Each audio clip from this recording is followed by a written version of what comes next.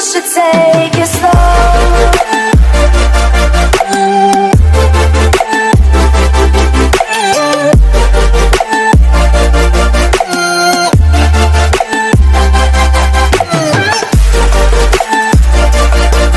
भारत के विभाजन के समय की कहानी को दिखाती भीष्म साहनी जी की किताब तमस में आपका फिर से स्वागत है। जैसा कि हमने पिछले पार्ट में देखा कि प्रभात फेरी करने वाले और मुस्लिम कॉलोनी के बीच में बहसा बहसी हो गई थी। आज के चैप्टर में आगे बढ़ते हुए हम उस शहर के डिप्टी कमिश्नर और उसकी पत्नी के बीच का संवाद देखेंगे, जिसका कनेक्शन हमें आगे की कहानी में मिलेगा। टीले लेके ऊपर पहुंचकर दोनों ने अपने घोड़े रोक लिए। सामने दूर तक चौड़ी घाटी फैली थी, जो पहाड़ों के दामन तक चली गई थी। लगता दूर क्षितिज पर सतरंगी धूल उड़ रही है। विशाल मैदान, कहीं कहीं छोटी छोटी पहाड़ियां और उन पर स्वच्छ नीला आकाश, जिसकी पारदर्शी ऊंचाइयों में चीलें तैर रही थीं। बाईं ओर ऊंचा पहाड़ था, जिसे नीली आभा ढंके हुए थी। पहाड़ की ऊंचाई पश्चिम की ओर ढलते ढलते इतनी कम हो गई थी कि मैदानों को छूने लगी थी। दाईं ओर दूरियों के धुंधलके में लाली माइल की पहाड़ियों की धूमिल सी आकृतियां नजर आ रही थीं। सूर्योदय के समय इस दृश्य को दिखा पाने के लिए ही रिचर्ड अपनी पत्नी को ले आया था। रिचर्ड ने मुड़कर लीजा के चेहरे की ओर देखा। इस दृश्य को देखकर उस पर कैसा असर हुआ होगा, वह देखना चाहता था। इस मनोरम दृश्य को वह इस ढंग से लीजा के सामने पेश करना चाहता था, मानो इतने दिन तक इसे एक तोहफे की तरह संभाल कर रखे रहा हो।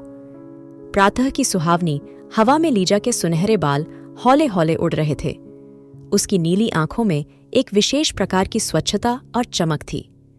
केवल आंखों के नीचे हल्के हल्के घूमड़ बनने लगे थे, जो ऊब के कारण, अधिक बियर पीने तथा देर तक सोते रहने के कारण पैदा हो गए थे। लीजा को खुश कर पाने के लिए ही वह उसे यहाँ लाया था।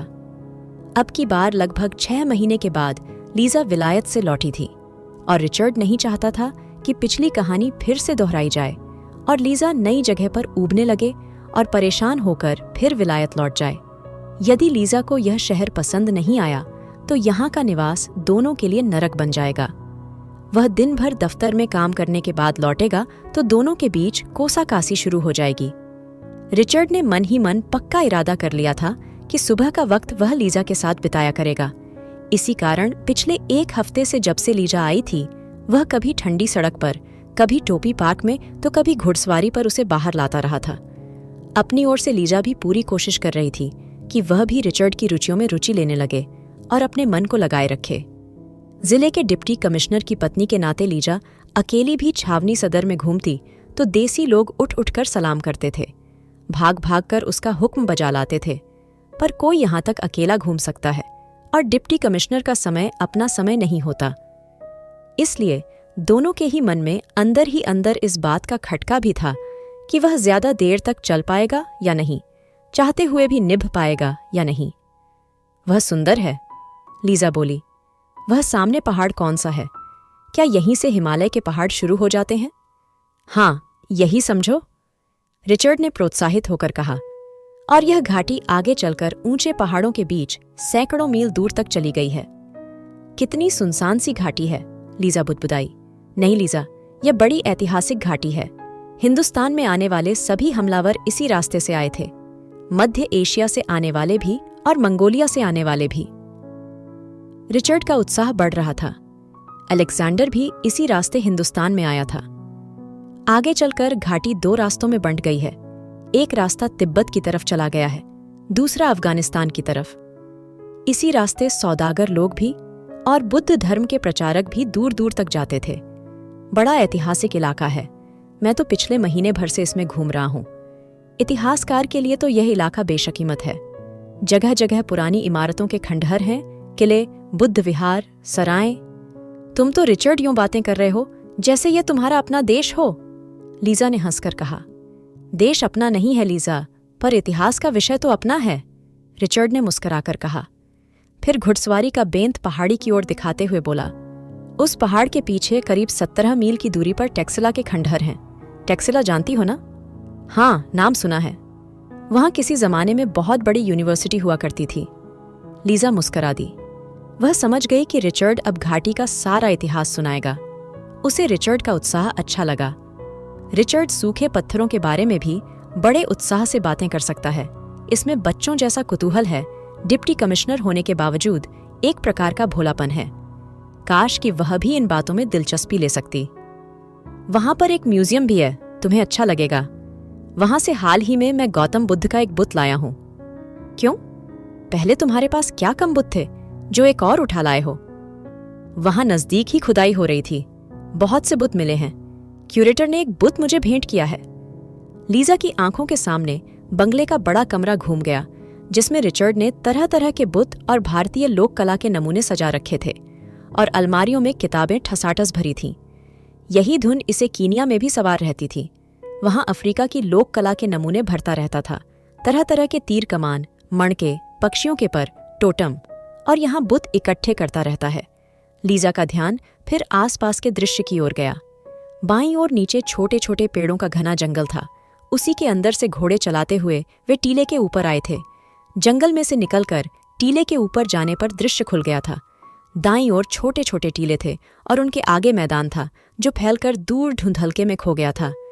यहाँ की मिट्टी कैसी है? लाल लाल रंग की। लीजा टीलों की ओर देखती हुई बुदबुदाई। फिर रिचर्ड की ओर मुड़कर बोली, सड़क कहाँ है?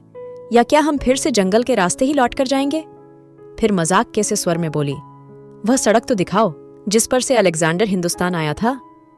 उन दिनों पक्की सड़कें नहीं थीं लीजा, लेकिन एक पुरानी सड़क लगभग 400 साल पुरानी उस टीले के पीछे से होकर चली गई है। लीजा ने रिचर्ड की ओर देखा। मोटे फ्रेम के चश्मे के नीचे रिचर्ड के चेहरे का निचला हिस्सा बड़ा नाजुक सा लगता था।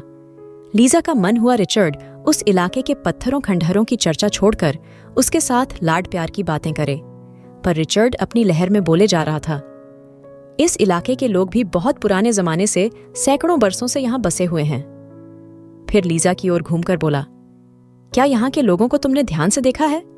एक ही नस्ल के लोग हैं। नाक नक्श सबके एक जैसे हैं, एक तरह की नाक, होंठ, चौड़ा माथा, ब्राउन रंग की आंखें। यहाँ के लोगों की आंखें ब्राउन रंग की हैं। तुमने ध्यान दिया लीजा? एक ही नस्ल के कैसे हो सकते हैं रिचर्ड, जबकि तुम कहते हो कि इस रास्ते से तरह तरह के लोग आते रहे हैं। नहीं नहीं लीजा, यही बात तो लोग भूल जाते हैं। रिचर्ड की आवाज में उत्तेजना आ गई थी, मानो वह अपनी किसी खोज को प्रमाणित करने जा रहा हो। जो लोग मध्य एशिया से सबसे पहले यहाँ आए, शताब्दियों के बाद उन्हीं के नाती पोते अन्य देशों से इधर आए। नस्ल सबकी एक ही थी।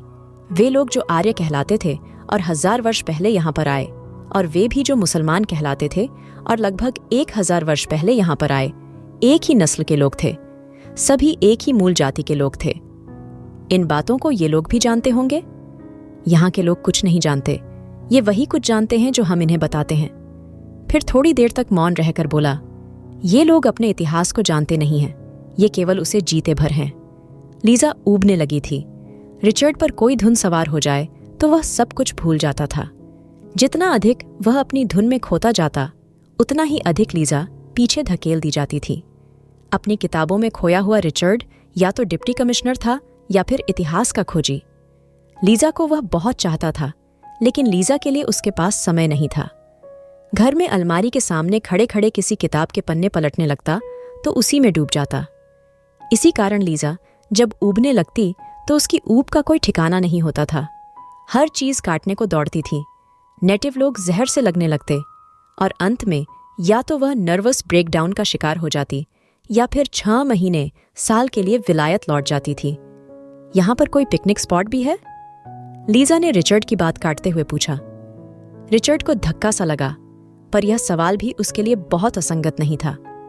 बहुत है। फिर अपनी छड़ी से बाईं ओर ऊंचे पर्वत की ओर संकेत करते हुए बोला, उस पहाड़ की तलहटी पर पानी के झरने हैं और घने पेड़ों के झुरमुट हैं। जल के सोते नीचे तक पहुंचकर पहाड़ में से फूटे हैं। बहुत सुंदर जगह है। हिंदुओं ने झरनों के आसपास पत्थर की चिनाई करके वहां ताल बना लिए हैं। एक एक झरने को अलग अलग नाम दे दिया है, राम और सीता और अपनी माइथोलॉजी के अन्य नामों पर। यह कहते हुए रिचर्ड मुस्कुरा दिया, यह सोचकर कि ये नाम लीजा के लिए बड़े अनूठे और अपरिचित नाम होंगे। बहुत स्थान है, वह कहे जा रहा था। जगह जगह पर अनजाने पीरों की कब्रें हैं जिन पर लोग दिए जलाते हैं। पुराने किले हैं, मंदिर हैं। फिर बेंत से उसी पहाड़ी के दामन में फैले एक और पेड़ों के झुरमुट की ओर इशारा करते हुए बोला, वहां थोड़ी दाईं ओर भी एक बढ़िया पिकनिक स्पॉट है।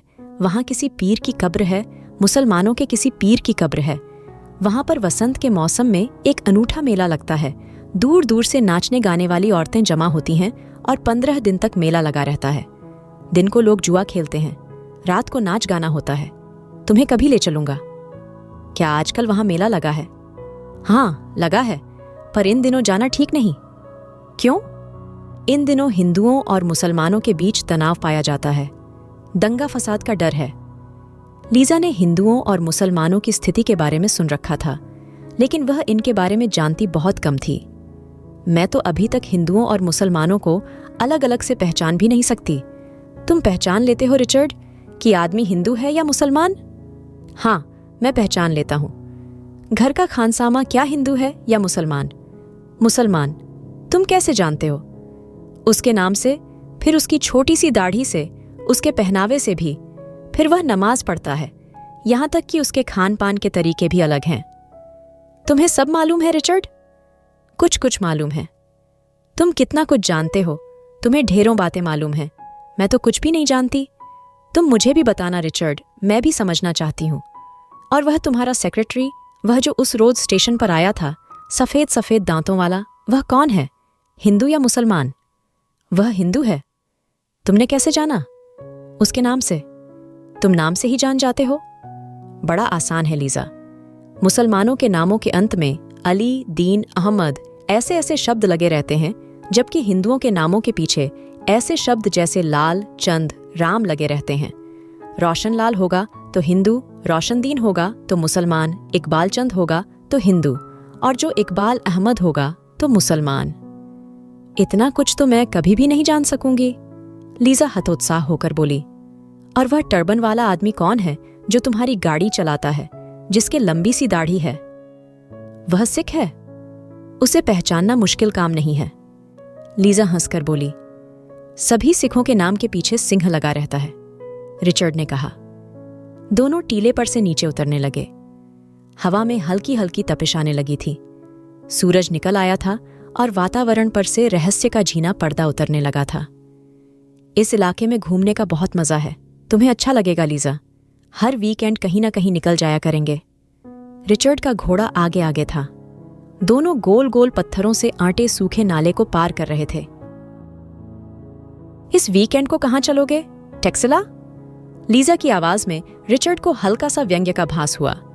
रिचर्ड के लिए टेक्सिला बहुत ही सुंदर और महत्वपूर्ण स्थल था। वहां पर वह घंटों घूमता रहता था, बार बार जाना चाहता था। लेकिन लीजा? क्या लीजा को भी खंडहरों में घूमना पसंद होगा? कुछ दिन के लिए वहां नहीं जा पाएंगे लीजा। आजकल शहर में थोड़ा तनाव पाया जाता है। जब स्थिति बेहतर हो गई तो चलेंगे। इस वीकेंड तो... रिचर्ड को सूझ नहीं पाया कि क्या कहे। आने वाला वीकेंड कैसा होगा, वह कहीं लीजा को ले जा पाएगा या नहीं, वह स्वयं स्पष्टतया नहीं जानता था। कहीं निकल जाएंगे, वह बुदबुदाया और नीचे पहुंचकर घोड़े की बाग मोड़ दी। नाश्ता करने से पहले रिचर्ड और लीजा बंगले के अनगिनत कमरे लांघते हुए बड़े कमरे में आकर रुक गए। अप्रैल का महीना शुरू होते ही दिन चढ़ने पर ही खिड़कियों और दरवाजों पर पर्दे डाल दिए जाते थे, जिससे घर के अंदर स्निग्ध सा अंधेरा बना रहता और दिन को भी बिजली की रोशनी की जरूरत रहती थी। चारों ओर दीवारों के साथ लगी अलमारियों में किताबें ठसाठस भरी थीं। उनके बीच जगह जगह दीवार के साथ लकड़ी के ऊंचे आधार रखे थे, जिन पर बुद्ध तथा बोधिसत्वों के अनेक ऊर्ध्वकाय बुत रखे थे। प्रत्येक बुत के ऊपर बिजली की रोशनी का अलग से प्रबंध किया गया था। बटन दबाने पर रोशनी ऐसे कोण से बुत के चेहरे पर पड़ती कि उसका रूप खिल उठता। इनके अतिरिक्त दीवारों पर भारतीय चित्रकला के अनेक चित्र, अंगीठी पर गुड़िया और ताम्रपत्र पर लिखा एक ग्रंथ रखे थे। अंगीठी के सामने शिलालेख का एक बड़ा सा टुकड़ा लकड़ी के कुंदे के सहारे खड़ा था। निकट ही 3 मूढ़े और काली लकड़ी की एक लंबी नीची तिपाई रखी थी। यहाँ रिचर्ड पाइप सुलगाकर पढ़ा करता था। यहीं पर खानसामा स्टोव पर पानी की केतली और चाय के बर्तन भी रख जाता था। रिचर्ड को स्वयं चाय बनाकर पीने का शौक था। तपाई पर अधखुली किताबें, पत्रिकाएं रखी थीं और साथ में पाइप स्टैंड रखा था, जिसमें तरह तरह के 7-8 पाइप रखे थे। तिपाई के ऐन ऊपर बड़े गोल शेड का लैंप लटक रहा था। पढ़ते समय बत्ती जलाने पर प्रकाश का वृत्त इन्हीं 3 मूढ़ों और तिपाई पर ही बना रहता, बाकी कमरे में अंधेरा रहता था। लीजा की कमर में हाथ डाले रिचर्ड बुद्ध की मूर्तियां, जिन्हें उसने लीजा के चले जाने के बाद इकट्ठा किया था, एक एक करके दिखा रहा था। बंगले के बाहर होता हूं तो हिंदुस्तान के किसी शहर में होता हूं, बंगले में लौटता हूं तो पूरे हिंदुस्तान में लौट आता हूं, रिचर्ड कह रहा था। मोटे काले फ्रेम का चश्मा, मुंह में पाइप, कोहनियों पर लगे झब्बों वाला पुराना कोट और नीचे कार्डराय की ढीली सी पतलून पहने एक कमरे से दूसरे कमरे में जाता हुआ रिचर्ड किसी संग्रहालय का क्यूरेटर लगता था। वे बुद्ध की एक मूर्ति के सामने आकर रुक गए। बुद्ध की मूर्तियों की सबसे बड़ी खूबी वह धीमी सी मुस्कान है जो उसके होंठों के आसपास खेलती रहती है। बुद्ध के चेहरे को ऐसी रोशनी में रखना चाहिए जिसमें यह मुस्कान उघड़ आए। ठहरो, मैं तुम्हें दिखलाता हूं, रिचर्ड ने कहा और सामने रखी बुद्ध की मूर्ति को थोड़ा दाईं ओर को घुमा दिया और बटन दबा दिया, जिससे बुद्ध के ऐन ऊपर टंगी रोशनी जग गई। देखा लीजा, देखा? रिचर्ड ने चहक कर कहा। लीजा को भी लगा कि बुद्ध के चेहरे पर मुस्कान सहसा खिल उठी है, शांत, स्निग्ध, तनिक व्यंग्यपूर्ण मुस्कान। मुस्कान होठों के कोनों में छिपी रहती है। 45 डिग्री के कोण पर से हल्की सी रोशनी डालो तो जैसे मुस्कान फूटकर बाहर आ जाती है। अब इसी का कोण मोड़ दूं तो मुस्कान बहुत कुछ ओझल हो जाएगी। लीजा ने मुड़कर रिचर्ड के चेहरे की ओर देखा। ये आदमी लोग कितने अजीब होते हैं, कितना रस ले लेकर पत्थरों और खंडहरों के बारे में बातें करते रहते हैं। कोई स्त्री इन बातों के बारे में जानते हुए भी इतना चहकेगी नहीं, इतनी डींग नहीं मारेगी। उसने रिचर्ड का बाजू दबा दिया और उसके कंधे पर अपना गाल रख दिया। बुद्ध के बुतों की यही सबसे बड़ी खूबी है, एक हल्की सी मुस्कान बुद्ध के होंठों पर खेलती रहती है, रिचर्ड ने कहा और झुककर लीजा के बालों को चूम लिया। हर कमरे में तरह तरह की बत्तियां थीं। जहां कहीं बैठने का प्रबंध था, वहां से घंटी की तार किचन तक अथवा बाहर बरामदे तक चली गई थी। इन कमरों में घूमते रिचर्ड को देखकर कोई नहीं कह सकता था कि वह जिले का सबसे बड़ा अफसर है। यहां पर तो वह भारतीय इतिहास का मर्मज्ञ था, भारतीय कला का पारखी। हां, जब वह प्रशासक की कुर्सी पर बैठता तो वह ब्रिटिश साम्राज्य का प्रतिनिधि था और उन नीतियों को कार्यान्वित करता जो लंदन से निर्णीत होकर आती थीं। एक काम को दूसरे काम से अलग रखना, एक भावना को दूसरी भावना से अलग रखना उसके प्रशिक्षण की, उसके स्वभाव की विशिष्टता थी। वह एक तरह के काम से बिल्कुल दूसरी तरह के काम में बड़ी आसानी से अपने को ढाल लेता था। वह निजी रुचियों को सरकारी काम से अलग रख सकता था, अलग से देख सकता था। एक विशेष अनुशासन में उसका जीवन घूमता था। सप्ताह में 3 दिन वह कचहरी करता था, जिला मजिस्ट्रेट के नाते मुकद्दमे सुनता था। जब जज की कुर्सी पर बैठता तब वह भूल जाता कि वह हाकिमों का नुमाइंदा है और नेटिव लोगों के मुकद्दमे सुन रहा है। तब वह न्याय करता, इंडियन पीनल कोड की धाराओं को यथावत लागू करता। एक क्षेत्र के विचार और भावनाएं दूसरे क्षेत्र में उलझ नहीं पाती थीं। इसी कारण से उसे मानसिक परेशानी का सामना नहीं करना पड़ता था। वह कभी भी द्विविधा का शिकार नहीं होता था।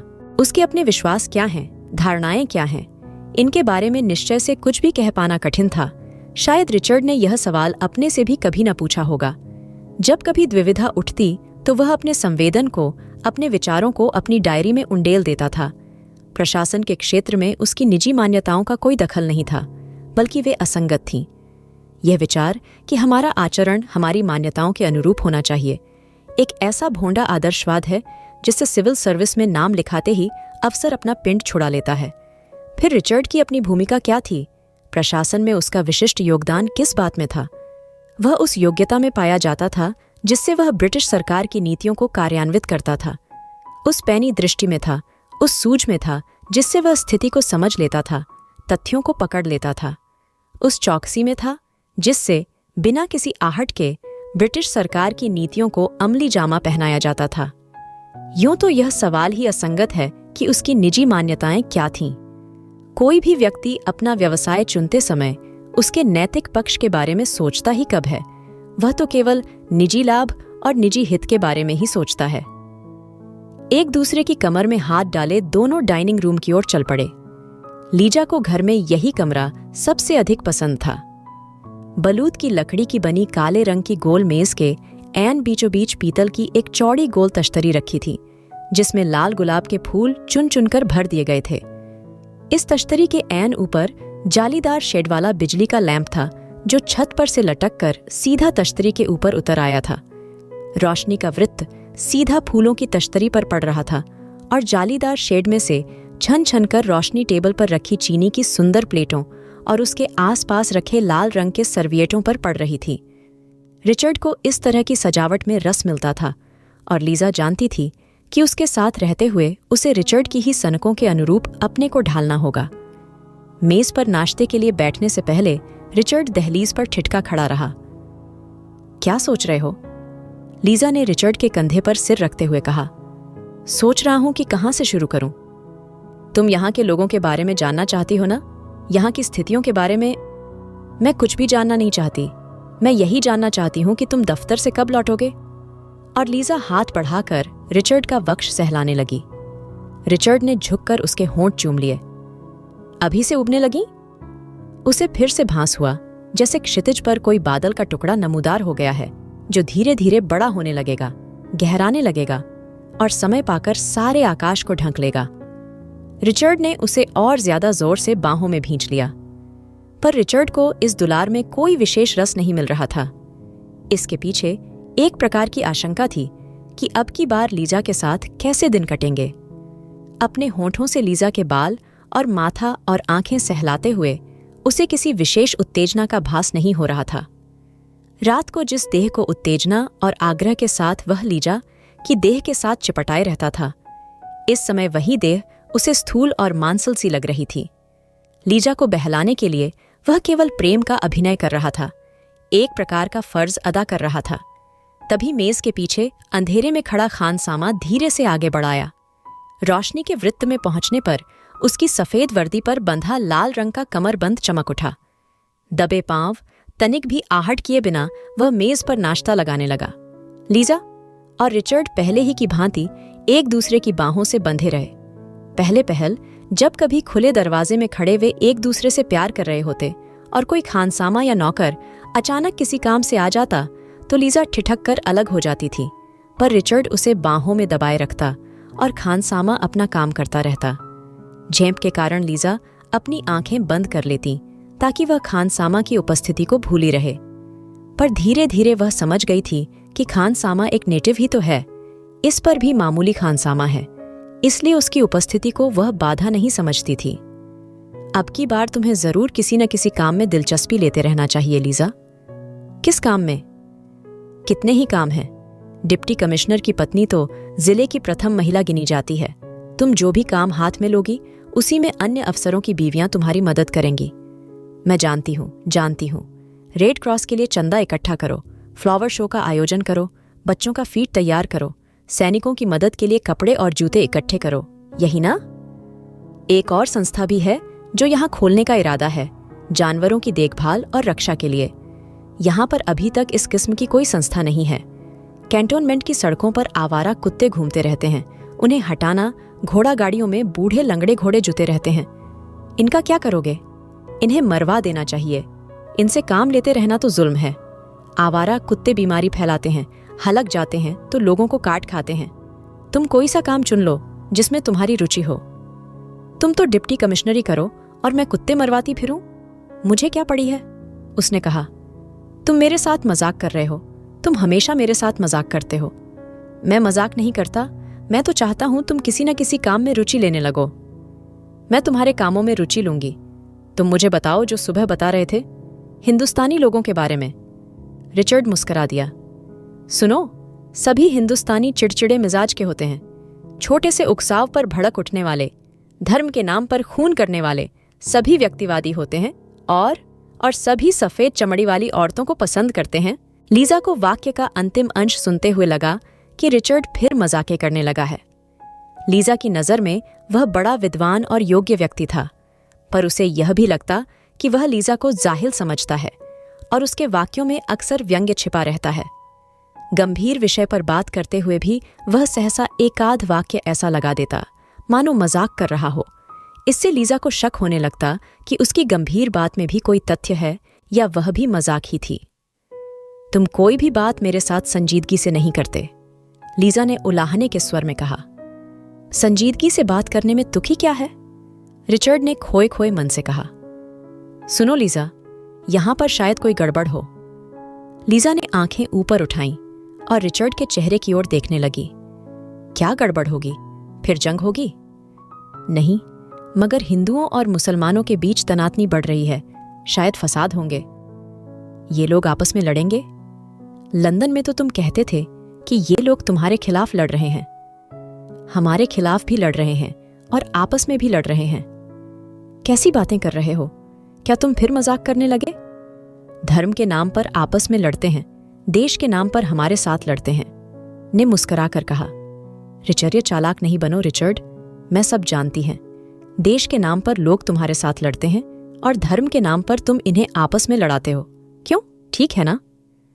हम नहीं लड़ाते लीजा, ये लोग खुद लड़ते हैं। तुम इन्हें लड़ने से रोक भी तो सकते हो।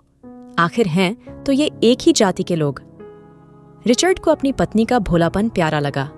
उसने झुककर लीजा को चूम लिया, फिर बोला, डार्लिंग, हुकूमत करने वाले यह नहीं देखते प्रजा में कौन सी समानता पाई जाती है। उनकी दिलचस्पी तो यह देखने में होती है कि वे किन किन बातों में एक दूसरे से अलग हैं। तभी खानसामा ट्रे उठाए चला आया। उसे देखकर लीजा बोली, यह हिंदू है या मुसलमान? तुम बताओ, रिचर्ड ने कहा। लीजा देर तक खानसामा की ओर देखती रही, जो ट्रे का सामान रख चुकने के बाद बुत का बुत बना खड़ा रहा। हिंदू है। रिचर्ड हंस दिया। गलत। गलत क्यों? फिर ध्यान से देखो। लीजा ने ध्यान से देखा। सिख है, इसके दाढ़ी है, सिर पर टर्बन है। रिचर्ड फिर हंस दिया। खानसामा अभी भी मूर्तिवत निश्चेष्ट खड़ा था। उसके चेहरे की एक भी मांसपेशी नहीं हिली थी। इसने दाढ़ी को तराश रखा है। सिख लोग दाढ़ी को तराश नहीं सकते, यह उनके धर्म के खिलाफ है। यह तो तुमने मुझे नहीं बताया था, लीजा बोली। मैंने कितनी ही और बातें तुम्हें नहीं बताई हैं। जैसे यह कि सिखों के 5 निशान होते हैं, बालों के अलावा 4 चिन्ह और हैं। हिंदुओं के सिर पर छुटिया होती है और मुसलमानों के भी अपने निशान होते हैं। फिर खान पान में भी हिंदू गाय का मांस नहीं खाते और मुसलमान सुअर का मांस नहीं खाते। सिख लोग झटके का मांस खाते हैं, जबकि मुसलमान लोग हलाल का मांस खाते हैं। तुम नहीं चाहते कि मैं इनके बारे में कुछ भी सीख पाऊं। इतनी ढेर सी बातें किसी को याद रह सकती हैं। फिर खानसामे की ओर देखकर बोली, यह सब जान लेने पर क्या मैं देखते ही बता सकूंगी कि आदमी हिंदू है या मुसलमान? एक एक निशान देखे बिना कोई कैसे बता सकता है? फिर हंसकर बोली, मैं शर्त बांधकर कह सकती हूं कि इन लोगों को खुद नहीं मालूम होता होगा कि हिंदू कौन है और मुसलमान कौन है। और रिचर्ड, तुम भी झूठ बोलते हो, तुम्हें भी पता नहीं चलता होगा। फिर खानसामा की ओर मुखातिब होकर बोली, खानसामा, तुम मुसलमान मेम साहब, तुम हिंदू को मारेगा? खानसामा सकपका गया। उसने आंख उठाकर मेम साहब की ओर देखा, फिर मुस्कुराकर साहब की ओर देखने लगा। फिर वह आगे बढ़कर रोशनी के वृत्त में आ गया और एक तश्तरी साहब के सामने बढ़ा दी, जिस पर एक तह किया हुआ कागज रखा था, और फिर पीछे अंधेरे में हट गया। रिचर्ड ने कागज को खोलकर देखा और फिर तह करके तश्तरी पर रख दिया। क्या है रिचर्ड? नगर की रिपोर्ट है लीजा, रिचर्ड ने धीमे से कहा और अपने विचारों में खो गया। कैसी रिपोर्ट रिचर्ड? शहर की स्थिति की। तुम तो जानती हो मेरे पास हर रोज सुबह 3-4 महकमों की रिपोर्ट आती है। पुलिस सुपरिंटेंडेंट की, हेल्थ ऑफिसर की, सिविल सप्लाईज ऑफिसर की। मुझे माफ करना, कहता हुआ रिचर्ड खाने वाले कमरे के बाहर निकल गया। थोड़ी देर तक लीजा हतबुद्धि सी बैठी रही। रिचर्ड ने अभी तक कॉफी नहीं पी थी। वह असमंजस में थी कि वह स्वयं कॉफी पी ले या रिचर्ड का इंतजार करे, पर रिचर्ड शीघ्र ही लौट आया। यह किसकी रिपोर्ट थी रिचर्ड? पुलिस सुपरिंटेंडेंट की, रिचर्ड ने कहा। फिर आश्वासन के स्वर में बोला, कोई खास बात नहीं है, रोज की रूटीन रिपोर्ट है। लेकिन लीजा को लगा जैसे रिचर्ड कुछ छिपा रहा है। कुछ तो है रिचर्ड, तुम कुछ छिपा रहे हो। छिपाने को है क्या लीजा? फिर तुमसे छिपाऊंगा?